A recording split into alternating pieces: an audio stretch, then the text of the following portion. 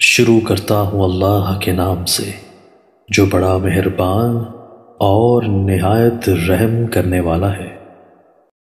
حضرت ابو سعید خدری رضی اللہ تعالیٰ عنہ سے روایت ہے کہ رسول اللہ صلی اللہ علیہ وآلہ وسلم نے فرمایا، جو کوئی تم میں سے کوئی بری اور خلاف شرع بات دیکھے تو لازم ہے کہ اگر طاقت رکھتا ہو تو اپنے ہاتھ سے یعنی زور و قوت سے اس کو بدلنے کی یعنی درست کرنے کی کوشش کرے، اور اگر اس کی طاقت نہ رکھتا ہو تو پھر اپنی زبان سے اس کو بدلنے کی کوشش کرے، اور اگر اس کی بھی طاقت نہ رکھتا ہو تو اپنے دل ہی سے، اور یہ ایمان کا ضعیف ترین درجہ ہے۔ حضرت انس رضی اللہ تعالیٰ عنہ سے روایت ہے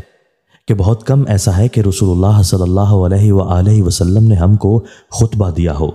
اور اس میں یہ نہ ارشاد فرمایا ہو کہ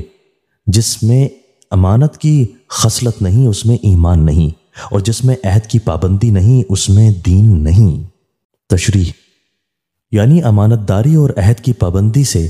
کسی آدمی کا خالی ہونا دین و ایمان کی حقیقت سے اس کی محرومی اور بے نصیبی کی دلیل ہے،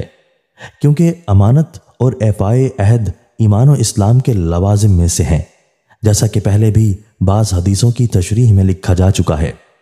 اس طرح کی حدیثوں کا مقصد و منشا یہ نہیں ہوتا کہ ایسا شخص اسلام کے دائرے سے بالکل نکل گیا اور اب اس میں بجائے اسلام کے کفر کے احکام جاری ہوں گے، بلکہ مطلب صرف یہ ہوتا ہے کہ یہ شخص ایمان کی اصل حقیقت اور اس کے نور سے بے نصیب ہے، جس کا حاصل یہ ہوتا ہے کہ اس کا ایمان بہت ہی ناقص درجے کا اور بے جان ہے۔